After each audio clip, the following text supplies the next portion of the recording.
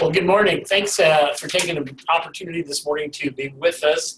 This is round 3 for us, so hopefully we have it down by now in terms of getting this done. But I want to share some things with you this morning as we look at a quick overview of the agenda. We've had a lot of staff changes, so we want to talk with you a little bit about the introduction of some of our new staff, just some general updates of what's going on from the legislative perspective, and then the bulk of what we really want to talk about is the grant management, accounting, grant closeout, those kinds of things, and then looking towards the future. So to get us started, I think we'll just kind of roll through real quickly for those of you who are not familiar with all of our new staff. Katie found pictures, so you can put a name and a face together. So the team, here we go. So first of all, nobody new here. These you can see are from our administrative side, individuals that are working with the Perkins grant. In the Ag, Food, Natural Resources, Crystal Kanabi, State Director. Amy Tomlinson is going to be joining our staff June 1. She's finishing up teaching at Sandy Creek, and she will be the new FFA person working along with Crystal in terms of ag education. So Sydney Kobza is our business marketing and management, also doing some work with FBLA and DECA. Jackie Garrison, dealing with information technology and computer science, and also kind of connecting up with Sydney and doing some work within FBLA. Carol Packard does health sciences and training and also works with Ed Rising and HOSA, the two student organizations.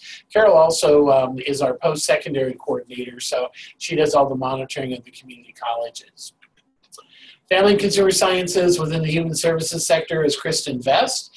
Kristen also has responsibilities for the FCCLA organization. At Skilled and Technical Sciences, we have Tony Glenn and Greg Stair, and Greg is in particular in charge of Skills USA, and they've got that whole arena of manufacturing, construction, transportation, logistics, etc. So, Josh, he's here in the room. So, Greg Christensen, our specialist in entrepreneurship and work-based learning, and I will say it before he does, other duties as assigned. Bye, Rich. Yeah, well, you know how that goes. So anyway, Greg's a wealth of knowledge. And Therese is in the room with us too. Therese Marzouk is our new person who is going to be working with partnerships. She comes to us from the Department of Labor and brings some very phenomenal knowledge with her in terms of working with workforce development. WIOA, I'm very excited. She's going to be working with the admin team in terms of helping us bridge some things back to the Department of Labor and Economic Development, business and industry, workforce partnerships, et cetera, et cetera, et cetera. It's only her second day, so we're trying to go light. We're trying to go light. Right. Donna Hoffman, school counseling specialist. I believe that rounds out the and team. That's it. So that's kind of our new crew. Lots of young and new faces. We're pretty excited about where we're going to be going in the future with that. So all of those that we just introduced are also our Perkins grant monitors. So hopefully one or more of those names ring a bell, and they would be the NDE staff who works with you on your grant applications that we're going to talk about a lot today, as well as your grant closeout later in the year. So to give you a little bit of a view from the state and federal legislation side, federal legislative update, you probably heard the good news that there actually was a $75 million increase in the basic grant to Perkins from the Congress this year, and the president did sign it. The bad news is $75 million didn't go quite far enough, and we're still at our hold harmless.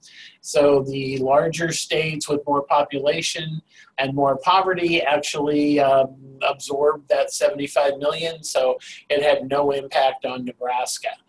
So I'm guessing most of the smaller states that are underneath us yet also had no impact. So we're still at our hold harmless, meaning we're at our 1998 funding level. So we'll kind of just hang in there and go from there. Good news is at least there was an increase, so we'll see where that takes us down the road. You're probably aware that the House of Representatives did pass another piece of legislation in terms of reauthorization of the Perkins Act. It's made some changes in definitions. Some of those are good. Some of them are a little problematic.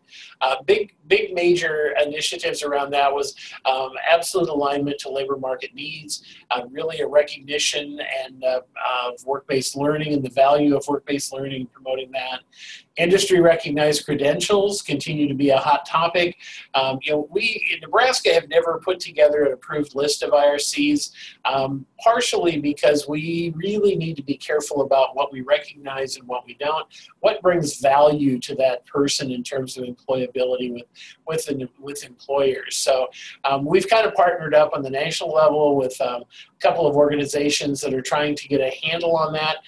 Some of the states that jumped on that early, Florida is an example that has, last time I knew, they have like 1,400 industry recognized credentials. They're now recognizing most of those are really pieces of paper that probably don't bring a lot of value in terms of that candidate from an employer perspective. So most states are trying to whittle those lists down now to say what really brings the value add as an individual applies. So we're going to continue to monitor that and taking a look at industry recognized credentials and seeing where we go. Also conversation about limiting funding to approved programs of study, remembering that programs of study can now be approved at the local level as well if they meet a local need. So that was the House bill that was passed. On the Senate side, there's actually a lot of work going on right now. The Senate, first thing they did was said, well, the House bills, first was passed 3 years ago, so it's dead on arrival. We're not going to look at that. The reality to that is, yeah, they are going to look at it and start from that a little bit, but they're really, the Help Committee is being a little independent in terms of really looking at some things. As of this point, the Republicans and Democrats are meeting separately. Democrats tend to be a little more traditional to the current legislation. Republicans, a little more blow it up and start all over again. So who knows where that's going to land? Probably somewhere in between. Major topics. One is around fostering innovation. How can the federal investment in career tech ed really result in different approaches, innovative programming to help students be prepared for jobs of the future? A lot of conversation about more flexibility in the funding, including eligible entities.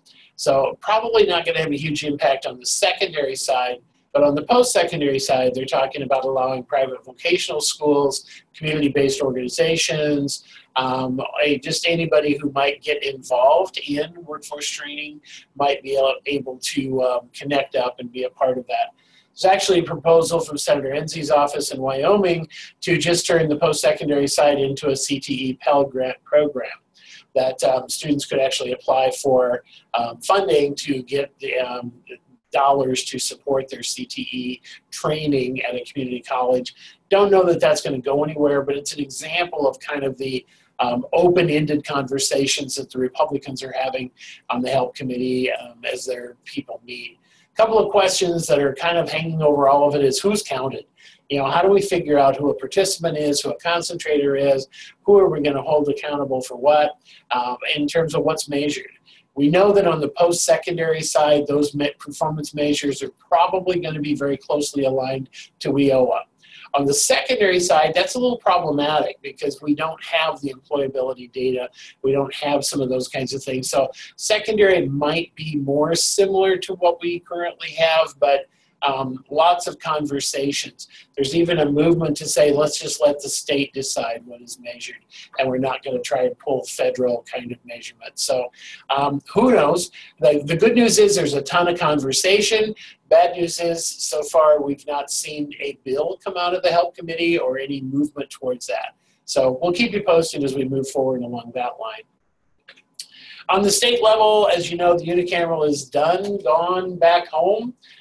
That's usually party time in Lincoln because life settles down a little bit for those of us in state government. The session was dominated with budget and tax issues. We did not come to resolution on the property tax issue. That one's going to be a really one I think we need to monitor pretty carefully because if the proposal goes through in terms of a constitutional amendment, it could have a devastating effect on career tech education in schools. And if you want to look at a state that put a constitutional limit on property tax in their constitution, look at the mess in Oklahoma. So there's an example of one.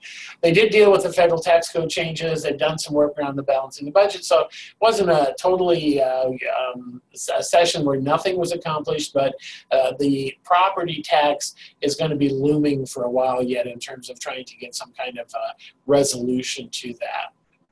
as we look to the future, some of the conversations, informal conversations with senators, still a lot of talk about could we do some kind of an incentive for schools that are working with career academies or national programs, things like Project Lead the Way or the Microsoft Initiative or some of those kinds of things.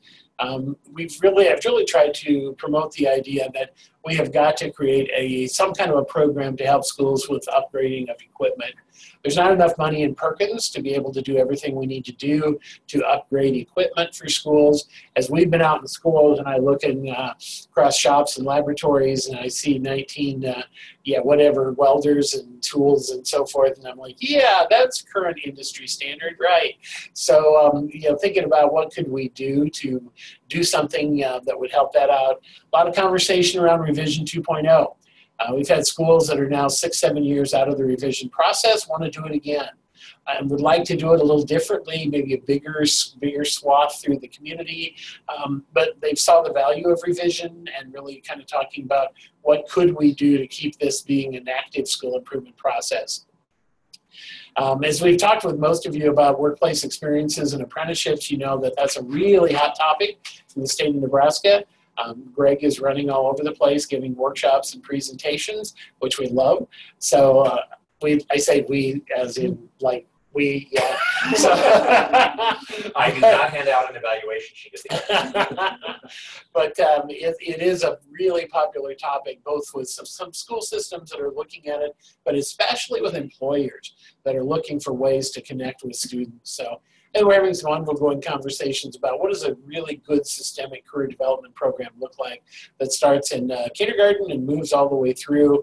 Donna often references these random acts of career guidance that happen depending on if you connect with the right teacher or the counselor has time. So how do we fix that and move this to a system where all students receive really solid career development as they move through so they make the right choices for their career and for their education. So and it's a little bit about what's kind of happening in terms of the state and national level. All right, now let's talk a little bit about the grant and the grant management.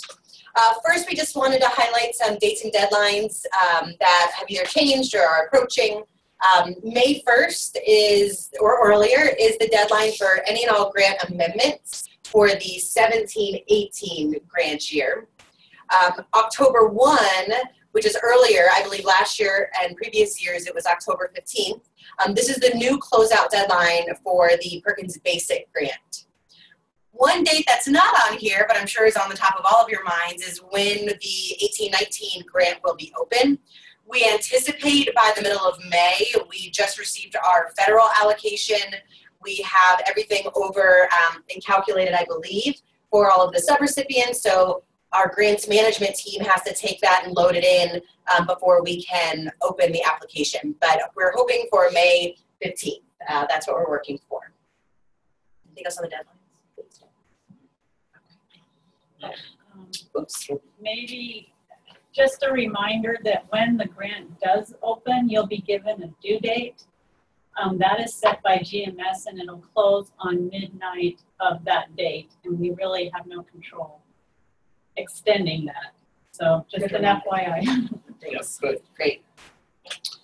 So we're going to talk a little bit about some of the changes that are coming in terms of the application and the both from the local plan perspective and the annual application. And this was a year that the Nebraska Department of Education went through last year actually, a major state audit. The auditors actually pulled 3 Perkins grants. So I had the opportunity to get to know 3 auditors very well as we kind of talked through. It's the first time that I've actually had state auditors looking at every aspect of what we do, everything from monitoring to the plan to the application. So I'm going to share some of their concerns. There were no letters of finding in terms of where we are at. But we have had questions both on the federal and on the state side. So we want to address those with you as we walk through the next few slides.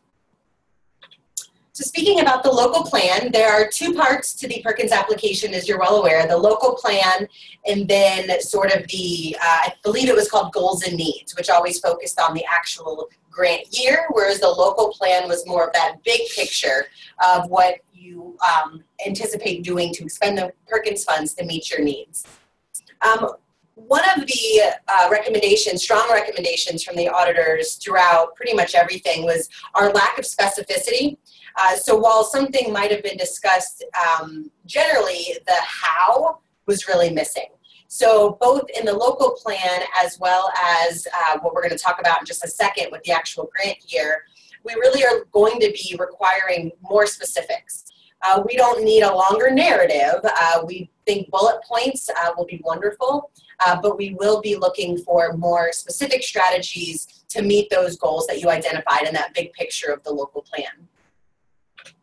Also, just as a reminder, as a consortium, if you are representing a consortium today, you assume responsibility for all CTE programs in every single participating school. So when you are detailing the how, be sure to address how in terms of all CTE students in every single school that is a part of that consortium.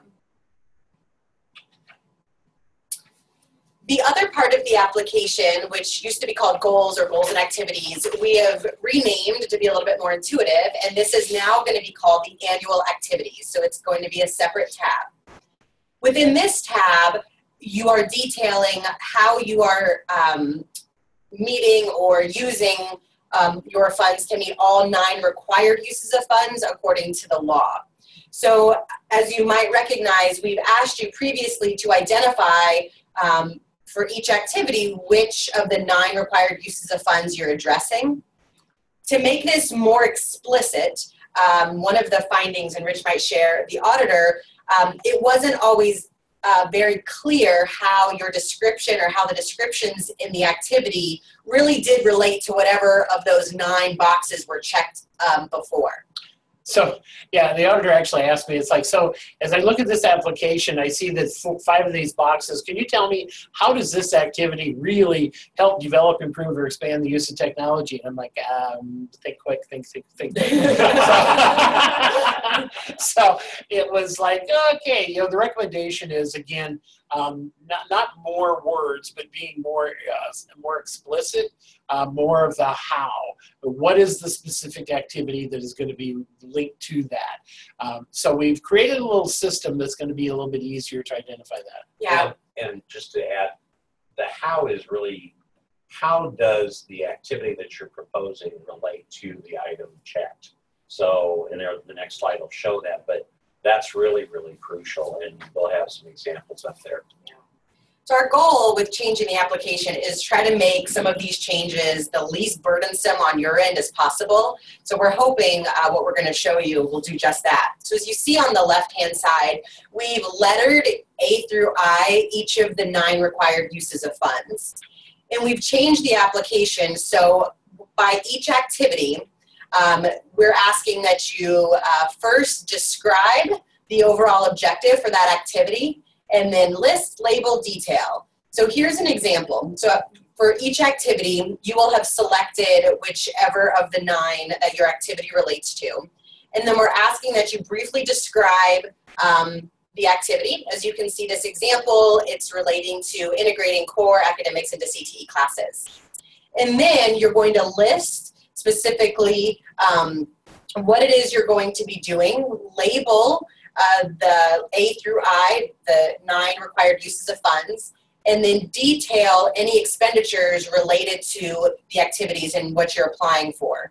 So altogether, everything should match in the text box of each activity. So for activity 1, if you selected A, E, and G, it should be very clear, and your monitor will be easily able to see how you are, like what specifically you're doing that relates to each of those required uses of funds.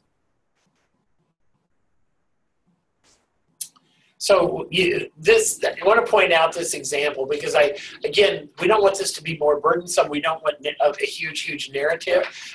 Really, it's about being as specific in the strategy as you can see. This is absolutely perfect to say that first couple of sentences gives us what's the objective, what are you trying to accomplish in terms of what that looks like, and then you're going to do these couple of activities. You've aligned it back to the AEG, the dollar amount is in there, which will translate over to the budget for us. So you don't have to write a thesis. You don't have to write paragraphs.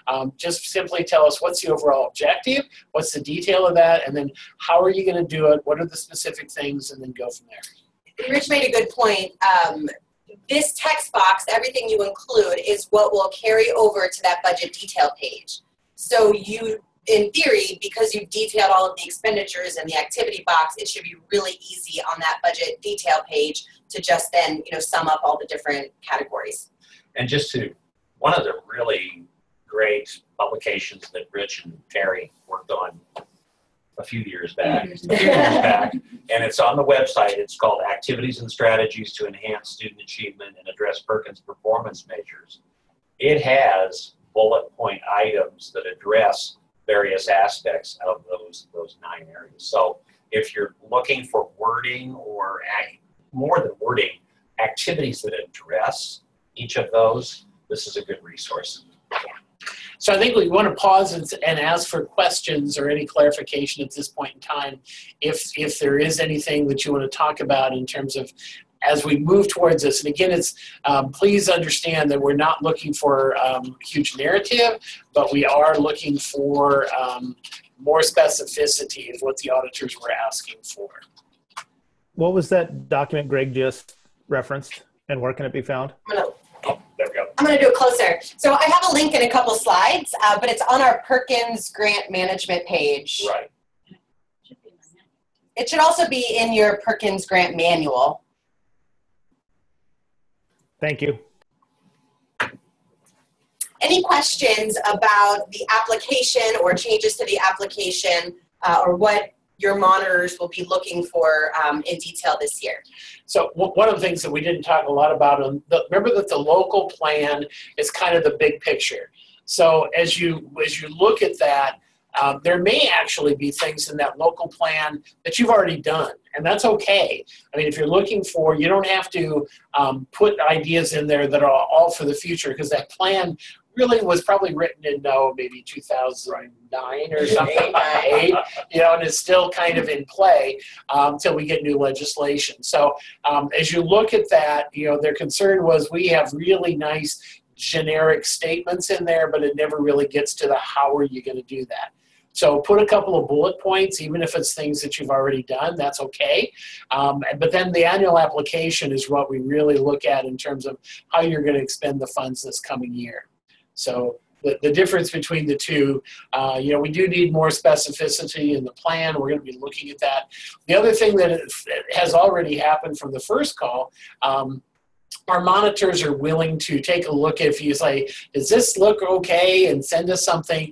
Greg's already dealt with one who's sent him some things and say, is this what you were talking about? I really appreciated that. Yeah, so Greg had the chance to say, yeah, this really looks good. Here's an idea of how you might, so as they're working on their plan, that eliminates us having to say, oh, sorry, you didn't do it right. We can deal with some of that up front. So we're very willing to look at what you're writing prior to submission. Shoot it to us in an email or whatever, and we'll give you some feedback. Any questions? You can either type them in or just go ahead and unmute yourself and speak up. Yeah, I guess I have one, Katie, and that is, I'd just like to hear you talk a little bit more about assuming responsibility for all CTE students as a consortium. I'm going to pass that one right to Rich. All right. Yeah, there we go. So basically, I don't think it's a huge issue in terms of what we've been doing, with maybe one exception, and that happened to be the one they pulled. So I was like, oh, crap. Basically, from what the service units have done, you've been doing that in terms of working with all the schools. Does that mean every program needs to get services every year? No. But it does mean that you're working with your schools to identify needs, that you're not saying we're only going to ever do these small groups of students on this particular program. We're going to continue to meet on an annual basis. What are the needs?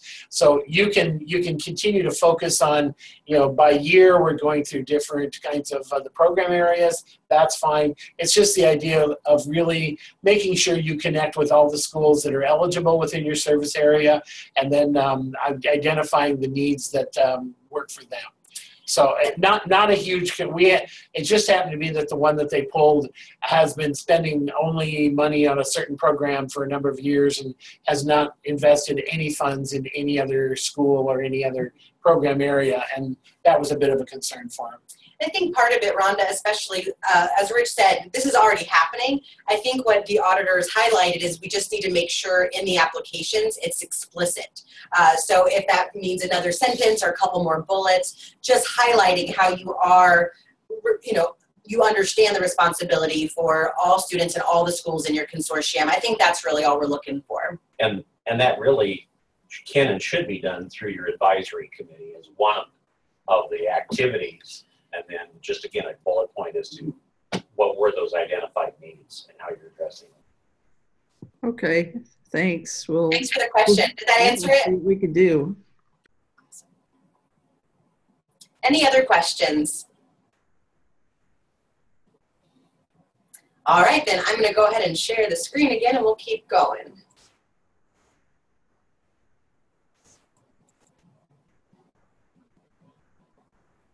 All right. Continuing on with the grant. The fun part. The fun part, we're going to talk about accounting and closeout. Sticking with some of those same concerns, we know that your final report on the back end should directly relate to the application that you submitted in the beginning part of the year. So here were just some bullets that we're needing to address more, that were kind of identified as we're not seeing enough in some of the narratives with the final reports. And I'm just going to kind of go through the list. One, again, is that alignment between post-secondary and secondary. What are you doing to ensure alignment or help the students make successful transitions? Also related to the technical skills, what activities have or will be conducted, and how are those going to affect not only technical but academic?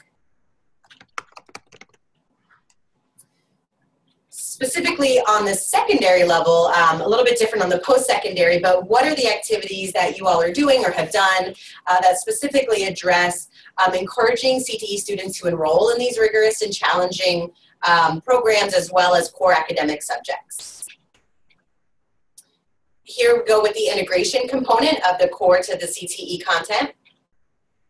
And we are hearing this, we hear it all the time in many years past as well as coming up, dealing with equity. What are we doing to meet the needs of all special populations? And this goes beyond just non-traditional students, gender non-traditional.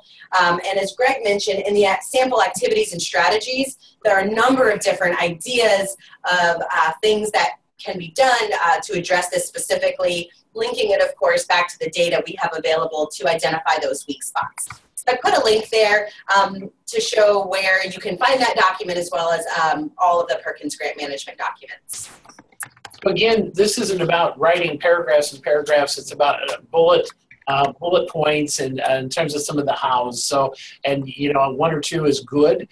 So that's really from the auditor's perspective. They were concerned about, we have some beautiful writers who make nice generic statements, but they don't really have a lot of substantive detail to it in terms of, so how exactly did they do that? They said they did something. So that was kind of like, okay, yeah, we'll address that. So. One question that came up before, even with bullets, we know that those text boxes have historically been limited in character count. We have expanded the character count now to, I think, 5,000. Previously, it was 2,500. So we've doubled it. We're not looking, again, for more and more. Your grant monitors would much rather read a bullet in one sentence than 5. But we have that ability now to include more.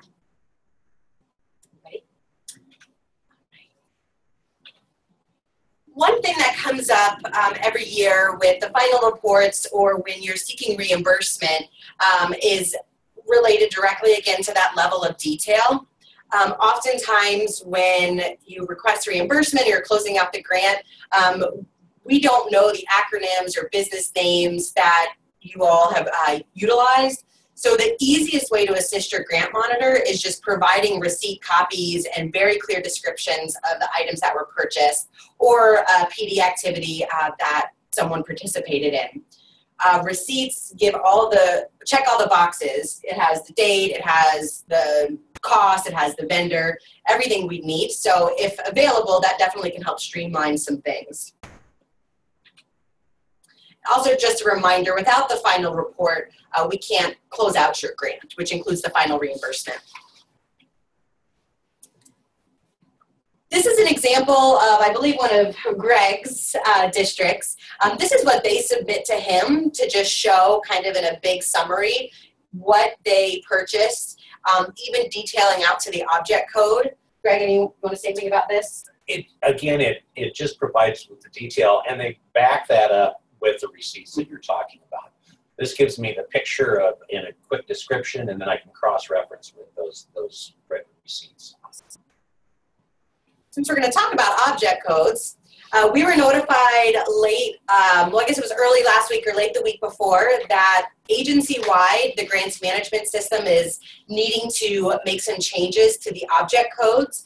So as you go in for the 18-19 application, that again will hopefully be open mid-May, things have shifted a little bit. As you can see, there's now a 700 category and some other things have moved around. So no implication other than just awareness and making sure you have everything in the right bucket. Okay, we'll let Rich take this one too. I'm gonna give him all the hard ones. Great. So as the department went through their big audit, this was one place where we got a letter of finding. And it wasn't really directed towards Perkins, but it was an issue in some of the other federal program areas. So what we're going to talk about is something you may have already heard from some of the other program areas, but reporting staff time, so the time and effort, reporting kinds of things. You know, we've always required a positive time allocation record. In terms of that, we've always let you keep those locally. We now have to collect those. So that was a mandate from the state auditor, is that if anybody is on any kind of a time and effort, staff time paid for by Perkins funds, you'll have to submit positive time allocation records in order to become reimbursed for that. So a couple of factors around that. If you're for a percentage of staff time, let's say you're 1/8 because you're teaching 1/8 a day or you're doing something, so then you must keep a positive time record indicating how much time would be kept. So if it's by the hour, where you just like we do up here to our different funding sources, we time certify that says, well, today I worked 3 hours on Perkins administration and 2 hours on leadership and 4 hours on something else. You know, that's what we have to do to keep ours, and I'm sure some of you do that same kind of thing if you're paid from multiple sources. So all of that, then if it's a contract, the final product is really what is kept as the evidence of time spent, because you really, if you're contracting with an individual or a company to produce one, yes, that really is payment for time and effort, but you're not going to ask them for time logs. You're going to keep a final product. So this is really what the auditors have worked with us on in terms of the entire department, and across all program areas that we do, we now have to require annual time and effort logs be submitted with the final claim for reimbursement. Same's going to be true if you do an interim claim for reimbursement. You would have to provide those time and effort logs for the percentage of the time that you're claiming at the time you claim it. So this is new and different, and kind of it was a huge issue for us in terms of the agency. Like I said, it's not a big deal. I think Perkins has been pretty good about you keeping those kind of time records. We've just never collected them. So, but as you're moving into this direction, if you have some unique situations and you have some questions, please get in touch with us and shoot us an email or give us a call. We're still all trying to figure out exactly what this means and what the impact is. I know talking with Diane Steamer in federal programs, much bigger issue for them in terms of what they've got going on. They hadn't been, I guess, requiring it across the board either. So. Anyway, this is what this little new idea is all about. So. Yeah, just to reiterate, they put together sort of an interagency little work group because I think there's a lot of specific cases or specific questions. So anytime, please shoot them our way and we'll pass them over to that work group and try to get an answer for you. We're going to put together sort of an FAQ and just really anything that would help you in this. Let us know what we can do and we'll pull it together. We definitely, again, don't want to add to the burden of what you're already doing. We want you spending your time on the programs. So if we can do something up here to make it easier for you, please shoot us a suggestion or let us know. We do have a couple samples on our website of how you might keep these sorts of records. We're pretty certain you're already keeping these sorts of records in your preferred way. But if you do need a template, we have a lot available. We can create new ones. This is an example of a specific percentage of someone's staff time, really easy to see by the date. Here's an example of an hourly rate based on the number of hours for that project. Pretty straightforward. So if something is a little bit more complex, we'd be happy to chat with you. Reach out to your monitor, reach out to anyone here in the room, and we'll definitely get back to you. So we don't want any questions at this point about it, or? Yeah, absolutely. We can break for questions. Okay, so earlier, we had met as a consortium with the ESUs. One of the questions we had is, this is just a small chunk of what we do at the ESU level. So it looks to me like with the examples you gave, all I'm going to have to do is document when I am spending time on Perkins. I'm not going to have to show you what else I'm doing the other 220 days of my contract. So that's that is correct. Perfect. That sounds good. And I also heard something different though, and that is now if our bookkeeper, because she requests money out of our consortium throughout the year, you're going to want that time log up to that point. That's our current understanding. Okay. Yes. But we'll double check on that one to say, is that absolutely required or does that come in at the final one? So okay. I was told the other day that, well, it only makes sense that you have to document in order to pay that. So I guess that does make some sense, but we'll yeah, and see, like mine is just out of the administration fee is where we take the 5%. So that's not till the end anyway. Right. Yeah. That's typical. Yep. Yeah, I had another question about this. Is this starting this year? You want this for the final claim, or it starts in 18-19? I think our take on this is, if it's possible this year, do it. If not, we understand. We'll work through that. But if there's anything that you can do, if you've already been doing some kind of positive time record, yes, send it in this time around. So. Okay, thank you. Thanks, Rhonda. Yeah. The other question that came up the other day that I think was a really good question that I'd never thought about before is, if as a Perkins coordinator you want to go to the NCE conference, do those expenses count against your 5%? No. The 5% is for administration of the grant. So if you're going to take part in a professional development activity, that does not come out of your 5%. That comes out of whatever else you might do in terms of paying for professional development. So the 5% is really the administration of the grant. So that was a really good question that came forward. And so we appreciated that clarification. So yeah, you have the ability to spend money on yourself out of the Perkins grant for your professional development. So maybe that makes that 5% feel a little bit better. So and that would just be detailed in the activity section of your grant application. Yeah, linking it all together. Yeah. And so like our Perkins grant administration fees goes directly to our bookkeeper. That's what we're using it for her salary. And she's also does Title I, Title III, Title IIA.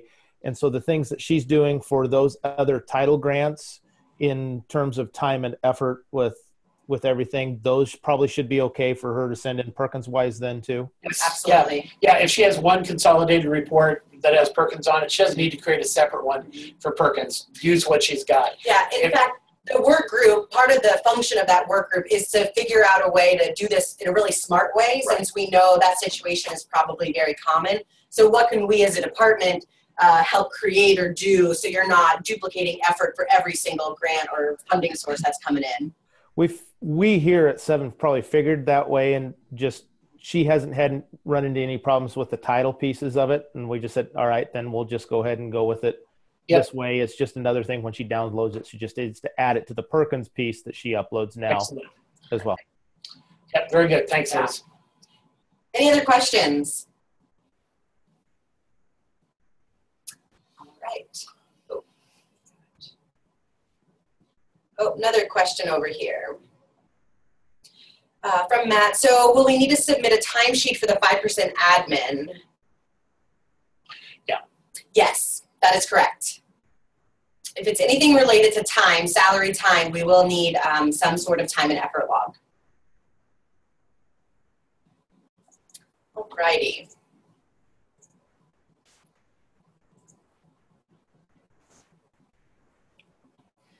All right, and just as a reminder, here's some really helpful resources. We know the website's changed a bunch, but we are updating it and trying to make it easy to find things. Just as a reminder, the full grants management guide is on our website, as well as a number of resources that Greg's already alluded to. Similarly with grant monitoring, as you get ready for a monitoring visit, you can find all the documents on our website as well. All right, let's see, this is the fun part. That was all the detail stuff. Now I get to show some incredible things. I am so excited. We are so excited to share some of our latest outcome data and some of the insights that we've been able to draw from them. So just starting, this is our new infographic as we go along, and it is available for download on our website, or if you'd like some hard copies, just let me know. I'll be happy to send some out to you. But we know what we're doing. Our CTE programs prepare students for college and careers. Last year, over 71% of Nebraska students, grades 7 through 12, participated in CTE, and one of the highest percentages in the nation. We had almost 50% of our high school seniors, by the time they reached that senior level, identified as a concentrator. And again, I don't have to, it's a sympathetic crowd. I don't have to share with you the benefit of, you know, true concentration and what that means for those students as they transition on. Our students consistently graduate at higher rates than non-concentrators. I think it was 99.9 or 99.8% of CTE concentrators graduated from high school, and that was regardless of race, gender, or ethnicity. So that was 99% across the board. As you can see, 10% higher than the Nebraska graduation rate as a whole.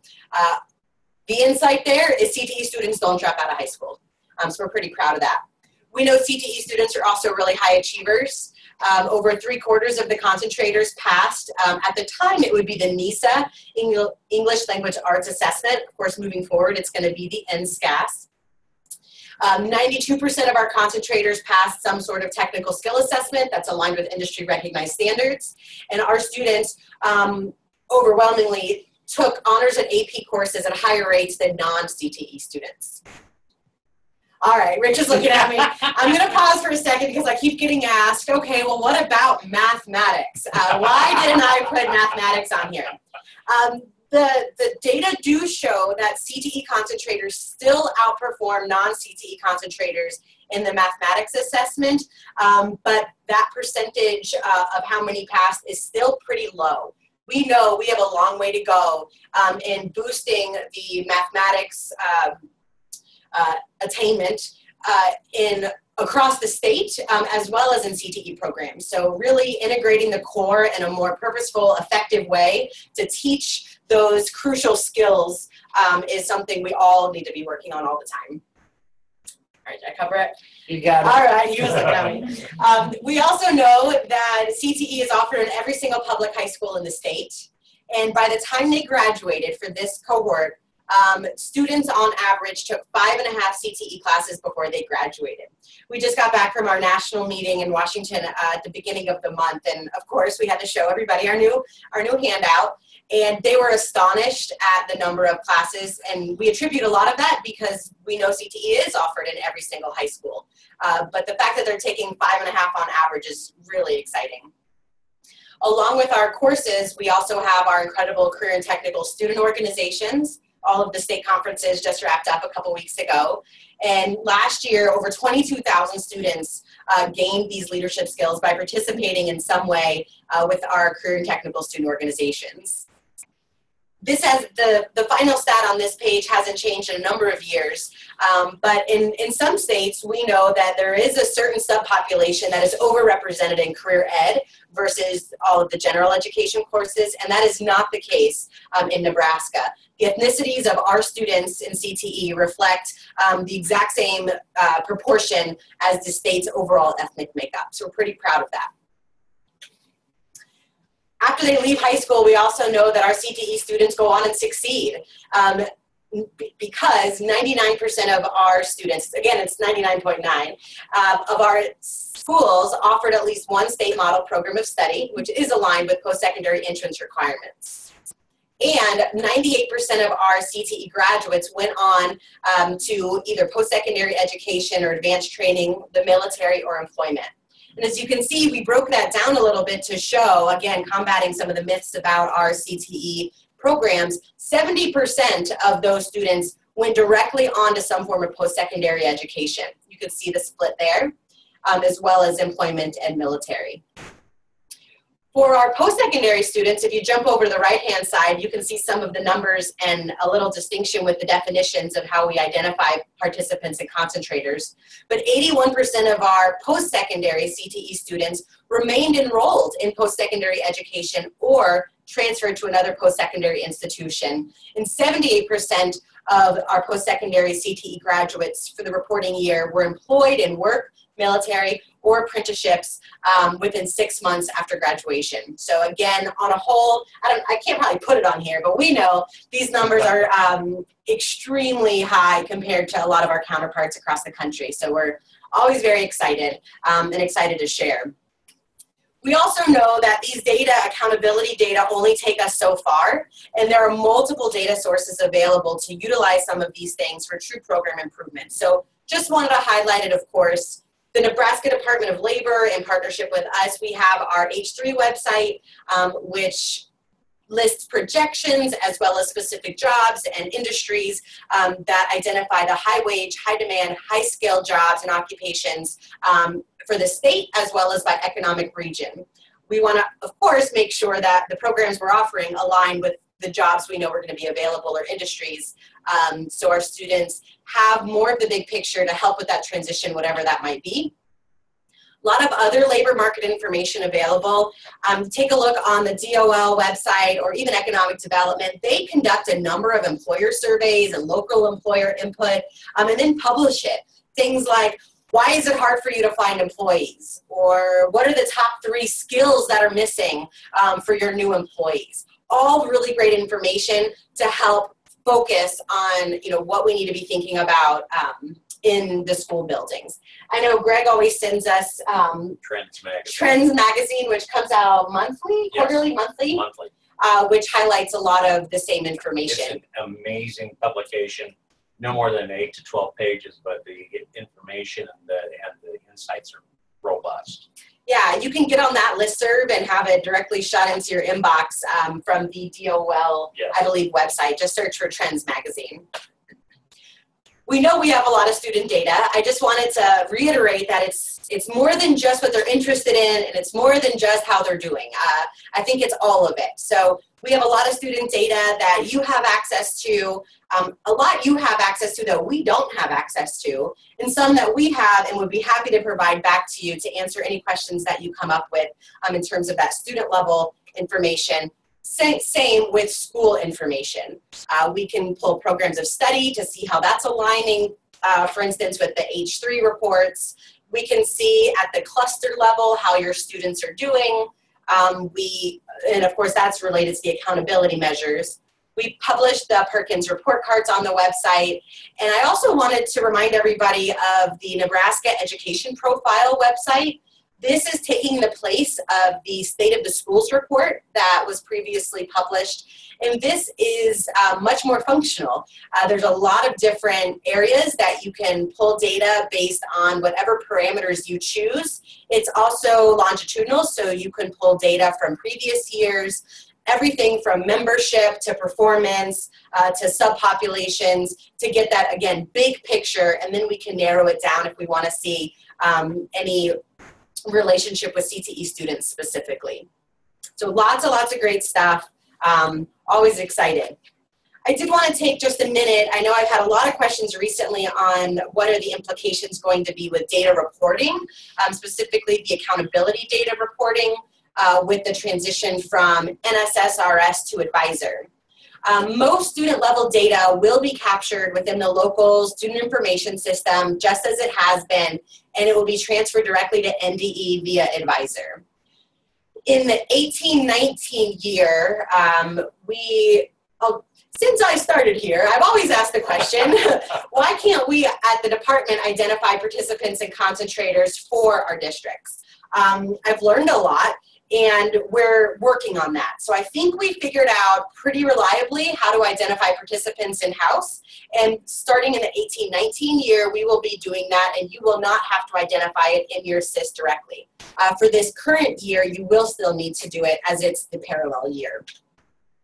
There will still be some additional data that you're going to have to identify locally, and the biggest one is obviously going to be concentrators. Nothing is going to change this current year with how you identify concentrators. It will be in your SIS and it will be transferred to us, but that will be a determination at the local level.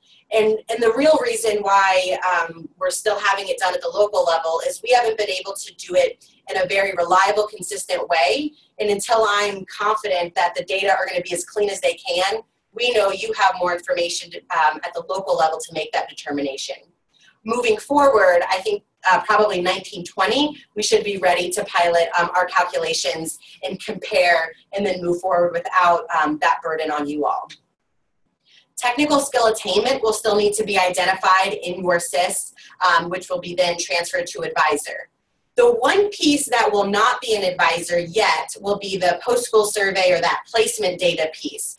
Because we always report a year behind, because you're talking about your graduates from the last year, for the 18-19, it will require an NSSRS template upload, and all of that information can be found on either our site or the help desk website. However, for the 19-20 year, that will be contained within the student information system. Everything I just presented and a whole bunch more can always be found on our data and research page, including the infographic in a couple different formats if you'd like to find it, important dates and deadlines. And then on the left-hand side, we've tried to make it really easy to identify the definitions for all of our Perkins performance indicators, specifying the numerator and denominator, so you can really see what goes into those calculations to make them more interpretable.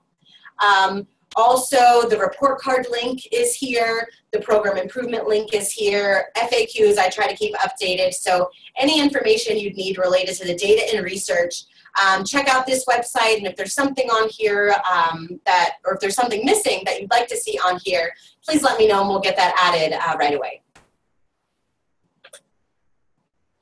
I get to talk again. This is fun. All right, revision. Take it away, I Katie. did all the good stuff. All right, just wanted to share, we know a bunch of districts have gone through the revision process, but not all. So I just wanted, while I have a captive audience, to chat briefly about revision. Just as a reminder, if you're not as familiar with the program, revision is a strategic approach for schools to really dig in and analyze their current system for career ed and make adjustments based on data, based on stakeholder feedback to more effectively prepare their students for college and careers. This, a lot of times, is being called a workforce and economic development strategy as well as an education strategy. Kind of ticks all those check boxes in terms of what it can do. Because of the national attention and a lot of state attention, our employers know what's going on. It's a partnership with the Department of Economic Development and Labor, so they're talking about it a lot as well. There's been a lot of energy that's been behind revision lately, and we're just excited to see it continue. Revision, that first year, is made up of a couple different meetings. The first meeting, a number of our staff go out and introduce what revision is and start to really dig into some of those available data sources. Staff from both the Departments of Labor and Economic Development also go out and chat about specifically what's going on in that economic region and with those employers that are local. After the first meeting, a community engagement meeting is held to really gather feedback from that local community. and then our staff goes back out to try to put all those puzzle pieces together and develop an action plan, which is a 3 to 5 year strategic plan for how are we going to make those high priority changes that were identified. After a district goes through that process, they are eligible for an additional grant opportunity to help fund some of those activities that were identified that are needing to take place. That is becoming ever more competitive, but it definitely is available, and we're excited in terms of the number of districts we've been able to support. As I mentioned, almost half of the districts in Nebraska have participated in revision, so we still have a long way to go, but we're pretty proud of that. Couple other updates. We've seen, and we're expecting applications here pretty soon, there's been renewed energy with groups of schools or consortiums going through the revision process together as a region. Sometimes if there's a regional issue, there's a regional solution. So we're interested to see where that takes us. I put on here just a bullet to remind myself and everybody in the room. If you know of, if you're a neighboring district, or if you're a consortium who has a district going through revision, there's a number of different ways you can support them. One of the primary ways is just helping make connections and introductions. So if there's anything that you can do, first it's knowing who's going through it. We also publish that on our website, and help them really think strategically. Maybe it's attending that community engagement meeting, or really encouraging a business you know of to attend that meeting, or parents. That would be really, really helpful. Revision 2.0, I know Rich mentioned earlier, we get questions all the time. We get questions whether districts who already participated can apply again to go through it.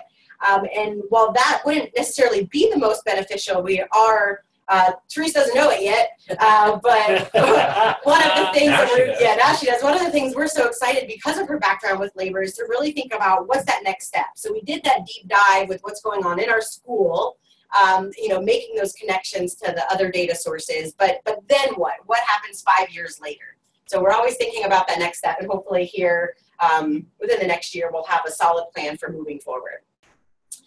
With next year, I'll skip back. I want to give you some important dates. Applications have been available since the beginning of February on the revision website, and the deadline for the applications for both that initial process as well as the action grant, which funds for the 3 consecutive years after, are due May 1st. So that is right around the corner. So if you were interested in revision, or you have a district that's been interested in it and you want to help, all application materials, this information can all be found on our website due May 1st. I mentioned that we're getting a lot of press. Revision was recently featured in Advanced CTE's series on strategies for career ed on the frontier, but basically in rural districts. So we're really excited. This is also on our website if you're interested.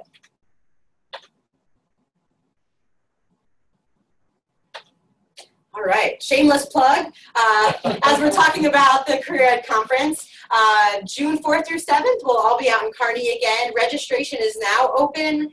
An at-a-glance agenda has also been posted, and I was told yesterday, I think by tomorrow, there will be an even more detailed, or maybe Thursday, an even more detailed agenda with some session descriptions published on Guidebook. So take a look at that website, and we'll hopefully see all of you out in Kearney in the middle of the summer. All right, so that brings us to the end. I'm going to stop sharing and open it up. If you guys have any questions about anything we talked about, didn't talk about, we'd be happy to take them at this time.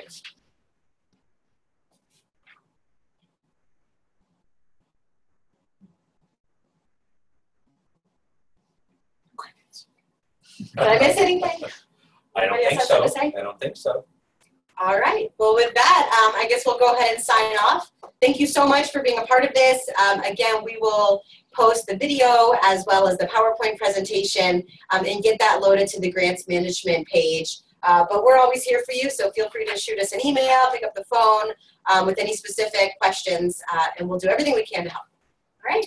Thanks all. Have a great rest of the week. Have a good day.